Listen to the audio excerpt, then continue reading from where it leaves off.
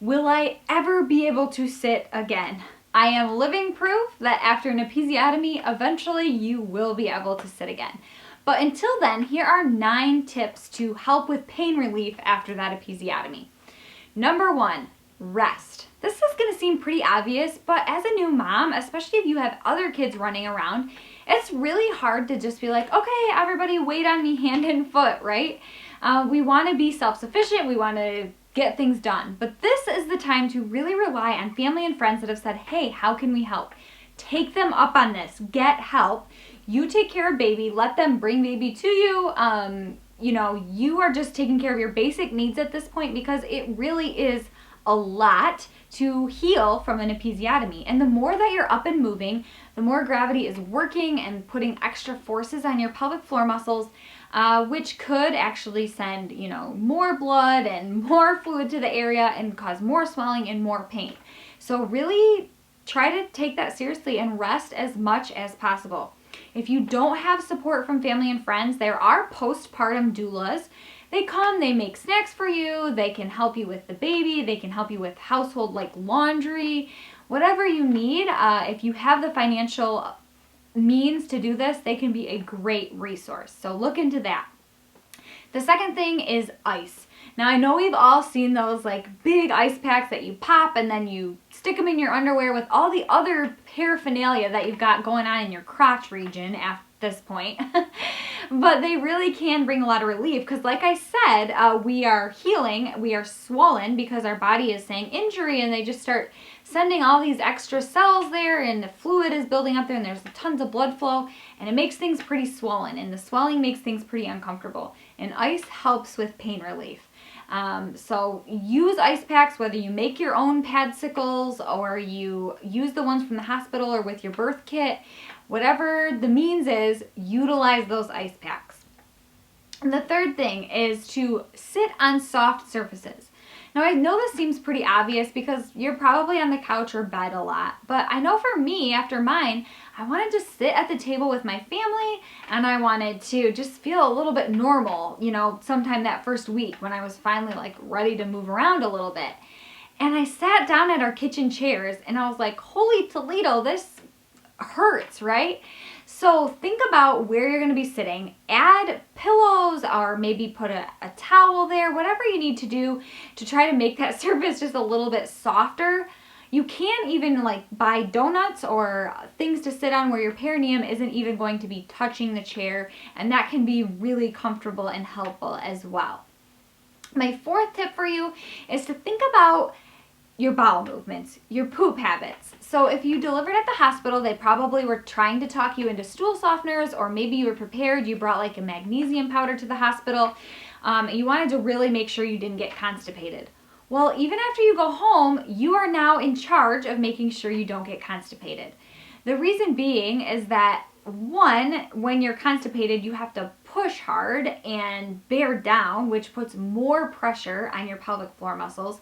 And two, big hard poops are hard to come out and they're going to put extra stress on that tissue that has newly been stitched together. So I really encourage you to keep your stool soft, whether it's with stool softeners or with the things that you're eating, lots of fiber in them. And then also utilize something like a squatty potty. As you can see in this picture, it just elevates your feet a little bit. It makes a nice angle where your knees are above your hips. And they say that poop is just able to exit out of your intestines a lot more easily. You don't have to use something like a squatty potty. You don't have to buy something necessarily. If you just use a little stool, as you can see in this picture, it could do the same type of thing by elevating your feet just a little bit and making bowel movements a little bit easier. The next thing that I want to talk about are breastfeeding positions.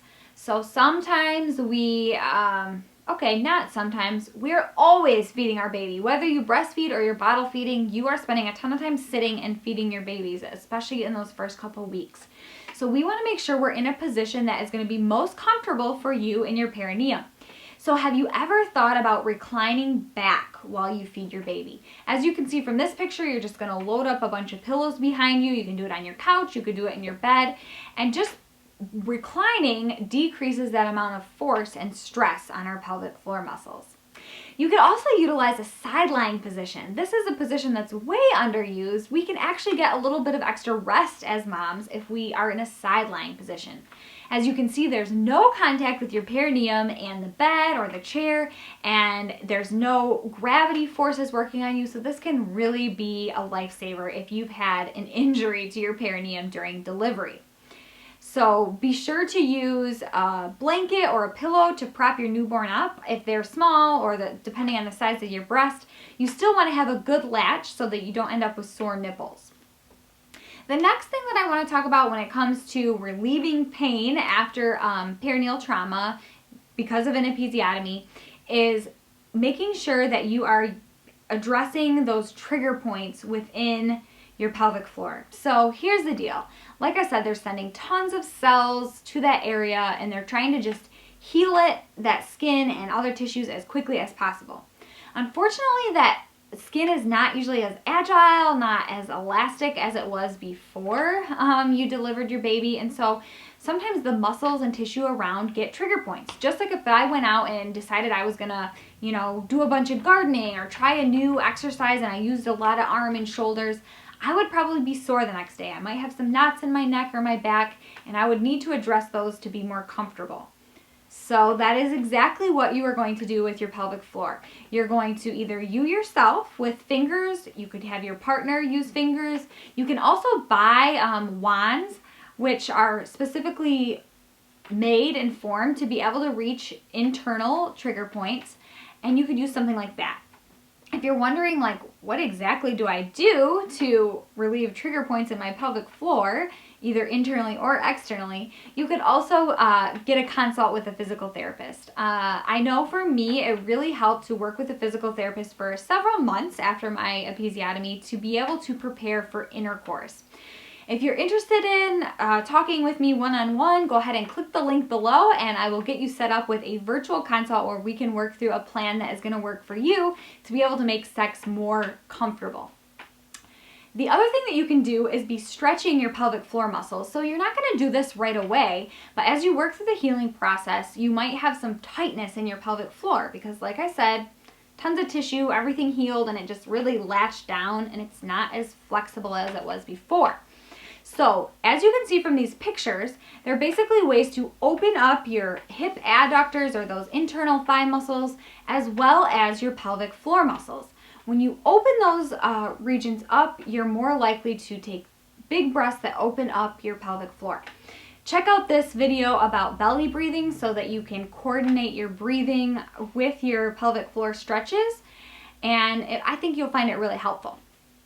This other position, as you can see from this picture, allows you to have your feet on the wall and you can kind of control like how open your legs are and how far your knees are falling out, because you don't want it to be painful. You want it to be a gentle stretch. You're not trying to rip something apart, you're just trying to gently open up the space. So try those two stretches if you are experiencing a lot of tightness after your episiotomy. Tip number 8 is using a dilator to desensitize the area. So, like I said, some of those tissues are pretty angry, the scar is pretty sensitive sometimes, and so we need to desensitize the area before we are ready for intercourse. You can pick up a dilator, but they make them, some are really cute and pretty, different materials, but the idea is that they're different size, like maybe my pinky, maybe my thumb, working up to the size of genitalia, basically. Trying to slowly insert things into our vagina before we actually go for intercourse. Just like you're going to want to do when you get ready to have sex, you are going to want to lubricate your dilator. You can do different things with it, like for instance, to start with, you might just want to work on being able to get it in at all. And then you might work up to, okay, it's in, I'm going to slowly bring it back out and do, what similar to what thrusting would be like during intercourse. And then you're going to do things like change the speed, you might turn it side to side. Any motions that you think you might want to do during intercourse, you want to practice with the dilator first. It's a very non-stressful, low pressure environment to practice with the dilator before you're actually going to go for step number 9, which is intercourse. And the thing about intercourse you need to remember is that things are different and tighter and there's less natural lubricant. So you want to communicate, number one, and you want to go slowly. And you also want to use, like I said, lots of lubricant. And you might have to think about using different positions than you did before. My biggest recommendation is think about positions where you have more control about the speed and the depth of penetration. So for instance, being on top or a sideline position where you can control how far penetration goes and you can stop things when it becomes uncomfortable. Versus if you were on the bottom or like entry from behind, this doesn't really allow your facial expressions to communicate with your partner, as well as you might just feel awkward saying like, oh, that hurts, versus if you were on top, you could just stop there naturally. So those are my suggestions for when you are ready to return to intercourse. Like I said, reach out if you have more specific questions regarding your situation. I'd love to help if I can. So that's my tips for relieving pain after an episiotomy. Please subscribe to my channel if you want more tips just like this, because I love to journey with women as they walk through the postpartum recovery process. We are not just, we're not recovered in 6 weeks, let's just say that. And so sometimes we need a little extra help, and that is what I am here to help you with. Thanks so much for joining me today, and we will see you all next time.